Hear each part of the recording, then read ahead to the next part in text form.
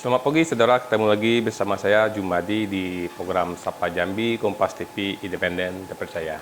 Dan pada pagi hari ini kita akan membahas terkait sistem pertanian yang ramah lingkungan dan udara sehat, yaitu sistem pertanian MTOT, di mana pada pagi hari ini kita kedatangan tamu Bang Kiki, salah satu penyuluh pertanian khususnya sistem pertanian MTOT. Dan pagi ini langsung kita sapa aja Bang Vicky. Selamat pagi Bang. Selamat pagi Bang Ded. Apa kabarnya nih Bang? Alhamdulillah sehat. Bang, boleh jelas Bang, sistem pertanian MTOT itu apa sih Bang? Apakah sama dengan sistem pertanian konvensional yang biasa dilakukan oleh masyarakat di Provinsi Jambi sendiri sih Bang? Baik, sebelumnya perkenalkan nama saya Veko Krizal. Saya dari Yayasan Phil Indonesia, di mana kami memperkenalkan sistem yang disebut dengan MTOT, singkatnya Musa Tanpa Olah Tanah, Bang Ded. Jadi Musa Tanpa Olah Tanah ini adalah bagaimana kita memanfaatkan sisa-sisa tanaman dari lahan yang ada di sekitar kita, yang biasanya dibakar, contohnya jerami pada tanaman padi, yang biasanya notabene nggak hanya di Jambi, tapi di Indonesia jerami itu 60%-nya itu dibakar, dibawa keluar lahan kemudian dibakar. Nah, bagaimana kita memanfaatkan sisa-sisa tanaman seperti jerami ini untuk dijadikan musa di tanaman padi, baik itu tanaman padi kemudian hortikultura lainnya. Nah, kita memanfaatkan jerami ini ataupun bahan organik yang lain untuk dijadikan musa. Kemudian musa ini kita tumpuk di bedengan, kita buat bedengan, kemudian ini akan terdekomposisi sebagai bahan untuk pertumbuhan dari tanaman tersebut, sehingga dari segi biaya kemudian dari hasil panen juga itu akan berbeda karena lebih baik dibandingkan dengan yang konvensional. Tetapi MTOT ini adalah sebenarnya metode yang sudah sangat familiar dengan petani-petani khususnya di Jambi, karena memang dari zaman dulu juga sudah ada sebenarnya Bang Ded. Jadi hanya Musa Tanpa Olah Tanah ini tidak dikenal dengan istilah nama MTOT, yang MTOT ini sekarang nih. Nah, dari dulu sebenarnya sudah ada. Kita kembali ke masa lalu, tetapi bagaimana kita menerapkan, belajar dari masa lalu kemudian mengimplementasikan di masa yang akan datang. Apalagi sekarang nih musim kemarau gitu Bang Ded. Nah, mungkin Bang boleh dijelaskan MTOT sih, bagaimana sih Bang bisa petani bisa melakukan sistem MTOT itu, manfaatnya apa sih, terus dari MTOT itu hasil pertanian itu gimana sih Bang? Jadi Musa Tanpa Olah Tanah ini sebenarnya bagaimana kita menjaga kelembaban tanah, karena di saat sekarang ini musim kemarau yang sangat sudah hampir panjang ini ya Bang Ded, dengan penggunaan Musa Tanpa Olah Tanah ini akan membuat tanah lebih lembab, kemudian akan bertahan di kekeringan yang seperti yang kita rasakan untuk saat ini. Apalagi di tingkat petani sekarang ini banyak tanah-tanah yang sudah kekeringan, ada yang kering, itu karena memang tidak menggunakan Musa Tanpa Olah Tanah. Nah, kalau seandainya kita menggunakan Musa plastik, itu akan menyebabkan tanah menjadi lebih panas. Nah, kenapa kita memperkenalkan Musa Tanpa Olah Tanah ini adalah sebagai salah satu alternatif bagi petani untuk tidak membakar sisa-sisa tanaman yang menyebabkan baik itu kebakaran lahan, kemudian apalagi merembet ke kebakaran hutan gitu Bang Ded. Berarti kalau untuk di Jambi sini, ini sudah kapan mulai disosialisasikan dan sudah kapan sejak kapan dilaksanakan oleh petani itu sendiri sih? Iya, kami dari Phil Indonesia sebenarnya Bang Ded sudah bergerak di 2021 sebenarnya, dan sudah kita ancang program kita itu mulai 2020. Nah, kita melakukan survei, kemudian melakukan pelatihan, di mana untuk saat ini sampai dari 2021 sampai detik ini itu kita telah melatih 1.198 orang petani yang terdiri dari 3 kabupaten Bang Ded. Pertama adalah Muaro Jambi, kemudian Kabupaten Tanjung Jabung Barat, Tanjung Jabung Timur.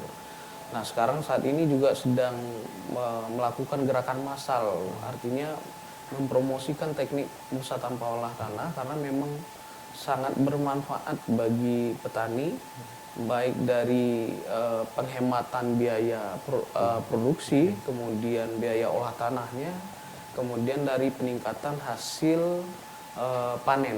Nah, ini sudah dirasakan oleh petani-petani yang sudah kita latih. Kemudian saat ini adalah kita mengimplementasikan supaya lebih banyak petani yang akan menerapkan teknik kita. Dan ini kita dorong dengan ada sedikit bantuan stimulan yang akan kita berikan kepada petani sebagai kompensasi bagi mereka untuk penyemangat lah untuk teman-teman petani untuk bisa melakukan musa tanpa olah tanah ini.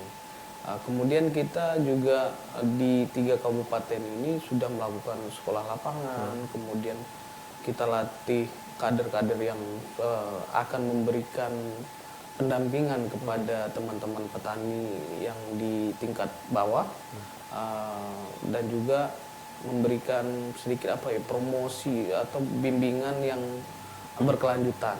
Dan sampai hari ini adalah gerakan yang kita lakukan adalah untuk mempromosikan secara massal agar musa tanpa olah tanah ini lebih diterapkan, lebih dikenal lagi oleh petani khususnya di daerah di kita Provinsi Jambi, Bang Ded, gitu. Nah, sebelum kita jauh untuk petani mengenal itu lagi, mungkin untuk bahan-bahannya M2OT itu apa sih Bang, nutrisinya, terus yang harus disediakan petani itu apakah seribet seperti yang konvensional, lebih mudah lagi dibanding konvensional sih Bang? Iya. Sebenarnya musa tanpa olah tanah ini lebih gampang sebenarnya Bang Ded. Bahwasanya kita memanfaatkan sisa-sisa tanaman yang ada di sekitar lahan kita kumpulkan. Misalnya ada yang biasanya jerami yang di padi. Yang di padi kita bisa manfaatkan sebagai musa. Nah, kita tumpuk, kita tanam sebagai musa ini, jerami ini kita jadikan musa sebagai penutup tanaman, penutup tanah ya, penutup tanah. Kemudian kita tanam sehingga sebagai pengganti musa yang biasanya yang dipakai oleh pupuk petani di Provinsi Jambi itu adalah musa plastik. Nah, ini sebagai pengganti karena lebih lebih lembab, kemudian di kekeringan sekarang ini tanah tidak akan pecah gitu loh, Bang Ded. Nah, dibanding dengan konvensional kan kita harus mengolah lahan. Nah, sedangkan di musa tanpa olah tanah kita tidak perlu mengolah lahan lagi, cukup dengan membuat bedengan, kemudian memberikan musa organik ini ke bedengan tersebut, kemudian kita bisa tanam, dan nanti setelah panen itu akan kita langsung bisa tanam lagi dengan memberikan musa tambahan dari sisa-sisa juga yang sudah, kemudian bisa lebih cepat gitu kelebihannya. Berarti sistem M2OT ini juga dengan biaya murah, juga ramah lingkungan juga kan. Terus kedua, tanah-tanah di situ juga subur Bang ya. Benar. Jadi kalau musa tanpa olah tanah ini Bang, kenapa kok lebih hemat? Karena kita tidak perlu beli. Kemudian lebih hemat tenaga karena memang tidak perlu mengolah lahan. Kita tidak perlu mengolah lahan, tapi hanya memberikan musa ke bedengan. Kemudian kita bisa tanam gitu. Dari segi produksi juga lebih meningkat gitu. Karena memang kita menggunakan bahan yang organik gitu. Berarti boleh juga bedeng itu apa sih Bang? Terus sistem M2OT ini apakah tetap menggunakan pupuk yang berlebihan, apa sekedar aja atau gimana sih Bang?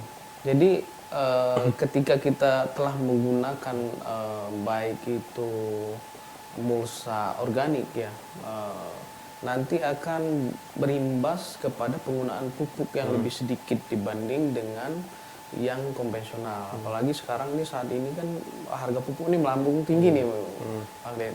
Jadi dengan metode konvensional yang biasanya menggunakan misalnya anggap saja 100 kilo untuk 1 hektar misalnya, ini dapat kita kurangi sampai 50% untuk penggunaan pupuk kimia gitu. Karena memang sudah ditopang dengan adanya mulsa organik yang akan terdekomposisi, yang akan menjadi unsur hara bagi tanaman gitu, Bang Ded.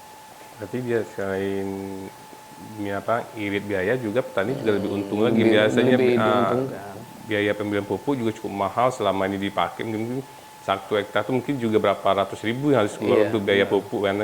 Namun dengan sistem MTOT ini petani nggak perlu lagi istilahnya beli pupuk, karena sumber-sumber nutrisi MTOT untuk di lahan itu juga cukup banyak berarti Bang ya. Benar, karena memang di bahan organik itu kan sudah tersedia sebagai unsur hara untuk tanaman-tanaman kita. Cuman terkadang kita lupa bahwasanya bahan yang sudah disediakan di alam tidak kita manfaatkan dengan baik. Jadi kita mencoba untuk kembali ke alam. Artinya kita memanfaatkan sisa-sisa yang biasanya tidak kita pedulikan, Pakai, dibuang begitu saja Bang atau ya. dibuang begitu saja, atau malah kan dibakar. Nah, ini kita manfaatkan, kita ambil manfaatnya, kita kembalikan ke tanaman kita sehingga lebih bermanfaat. Kemudian kita nggak keluar uang lagi buat tambah biaya pupuk gitu. Karena dari situ nutrisinya juga cukup banyak juga Bang. Iya, jelas. Karena contohnya di jerami ya, Bang Dede. Di jerami itu ada selulosa yang ada, kemudian ada hemiselulosa sama signin. Nah, ini juga yang biasanya kan bermanfaat untuk pakan ternak. Nah, juga ini juga di jerami juga mengandung unsur yang sehat untuk tanaman. Apalagi kan sudah ada unsur N di sana, dari bahan-bahan organik itu kan sudah ada nitrogen, kemudian fosfat, kemudian kalsium juga sudah ada terdapat di bahan-bahan organik. Gitu. Berarti bahan yang lebih bagus berarti di jerami padi Bang, kan di situ sudah lengkap semua nutrisi untuk tanah maupun untuk tanaman itu sendiri berarti Bang ya. Benar.